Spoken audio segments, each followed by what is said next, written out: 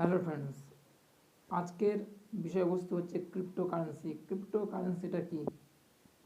Cryptocurrency হচ্ছে মুদ্রার একটি ডিজিটাল রূপ যা ক্রিপ্টোগ্রাফি ব্যবহার করে ইউনিট তৈরি, লেনদেন, পরিচালনা এবং মুদ্রার মালিকানা বিনিময় যাচাইয়ের সাথে জড়িত প্রক্রিয়াগুলিকে একটি সুরক্ষিত করে। বেশিরভাগ আধুনিক মুদ্রাকে প্রায় ফিয়াট মুদ্রা হিসেবে উল্লেখ করা হয়, যা একটি সরকারি সত্তা দ্বারা নিয়ন্ত্রিত এবং উৎপাদিত হয়। মার্কিন ডলার উদাহরণস্বরূপ একটি ফিয়াট মুদ্রা। বিপরীতে ক্রিপ্টোকারেন্সি কোনো সরকারি কর্তৃপক্ষ জারি করে না।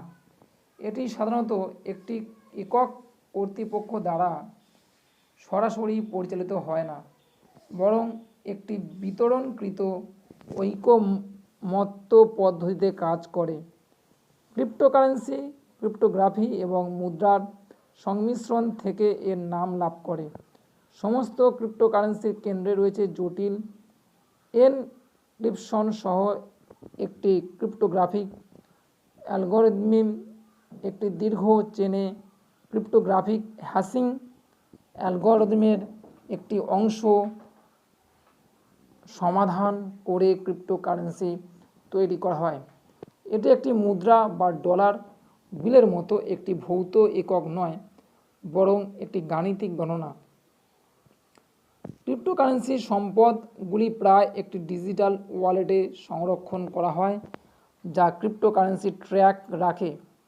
একটি বিকেন্দ্রীকৃত বিতরণ করা খাতা যা বিশ্বের সমস্ত ক্রিপ্টোকারেন্সি লেনদেন নিরীক্ষণ করে। জনপ্রিয় ক্রিপ্টোকারেন্সি বিটকয়েনের ক্ষেত্রে পরিচিত, যা একটি ডিজিটাল সিস্টেম যা ক্রিপ্টোগ্রাফিক হ্যাশ ব্লকের ট্র্যাক রাখে। বিভিন্ন ধরনের ক্রিপ্টোকারেন্সি কী কী? বিভিন্ন ধরনের ক্রিপ্টোকারেন্সি রয়েছে অনেকটা এইভাবে যে বিশ্বব্যাপী সরকারগুলি দ্বারা জারি করা বিভিন্ন ফিয়াট মুদ্রা রয়েছে,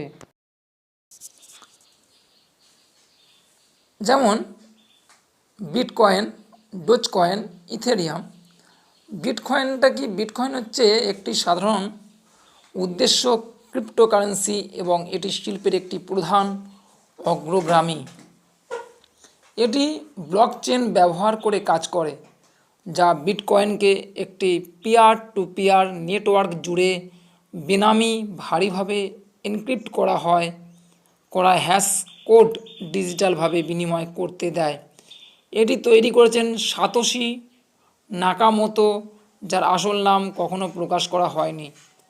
কোড বিটিসি এক্সবিটি প্রথম প্রকাশিত হয় 2009 সালে। তৈরি করেছেন সাতোশি নাকামোটো। আনুমানিক এর বাজার মূলধন $883 বিলিয়ন ইউএসডি। গড় মূল্য যেটা হচ্ছে 47,000 ইউএসডি প্রতি বিটকয়েন। এরপরে যেটা বলবো যে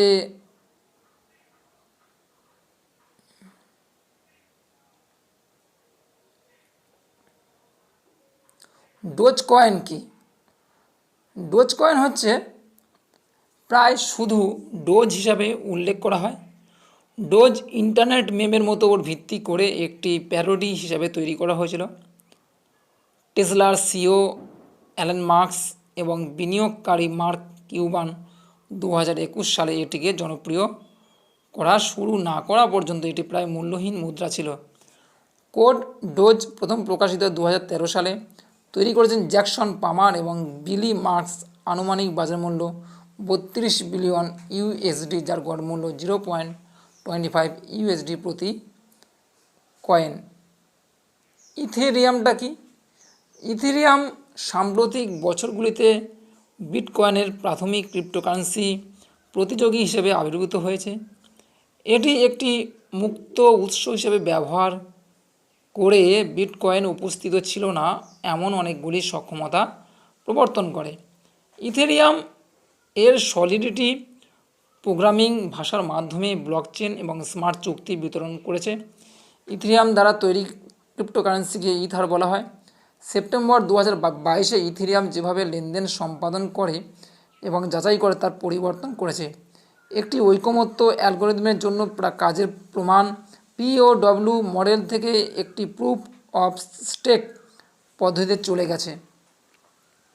ইথেরিয়াম মেননেট ব্লকচেনের কার্যকলাপ যা POW ব্যবহার করে নতুন বিকন চেনের সাহায্যে একীভূত করা হয়েছিল, যা POS ব্যবহার করে POS যাওয়ার লক্ষ্য হলো আরও ভালো লেনদেনের গতি প্রদান করা, লেনদেন সম্পাদন এবং বৈধ করার জন্য প্রয়োজনীয় সংস্থান হ্রাস করা।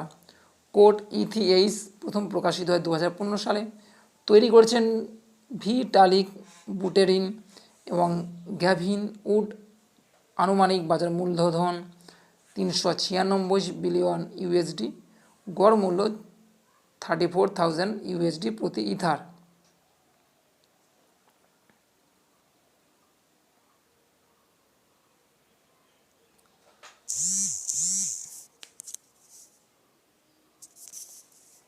লাইট কয়েন কি? লাইট কয়েন হচ্ছে প্রারম্ভিক অ্যাল্টো কয়েন বা বিটকয়েনের বিকল্প হিসাবে লাইট কয়েন প্রাথমিকভাবে ক্রিপ্ট হ্যাশিং অ্যালগোরিদম ব্যবহার করার জন্য খ্যাতি অর্জন করেছিল, যা বিটকয়েন দ্বারা ব্যবহৃত SHA-256 ক্রিপশনের তুলনায় পরিচালনা করা সহজ বলে উকিলদের দ্বারা দেখা হয়েছিল। কোড LTC প্রথম প্রকাশিত 2011 সালে। দ্বারা নির্মিত চার্লি লি। আনুমানিক বাজার মূলধন $12 বিলিয়ন, গড় মূল্য $153 প্রতি বিটকয়েন।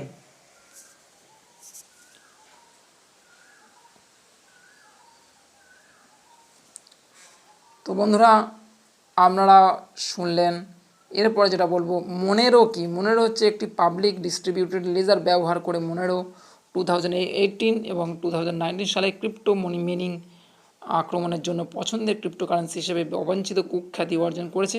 আক্রমণকারীরা সন্দেহজনক ব্যবহারকারীদের সিস্টেম লুকানো মনেরো খনি শ্রমিকদের মোতায়েন করার চেষ্টা করেছিল, কারণ বিটকয়েনের চেয়ে খনির প্রক্রিয়ার মাধ্যমে ক্রিপ্টোকারেন্সি তৈরি করা সহজ হয়েছিল। তো বন্ধুরা, আজ এই পর্যন্ত। যদি ভালো লাগে অবশ্যই চ্যানেলটিকে সাবস্ক্রাইব করতে ভুলবেন না। নমস্কার।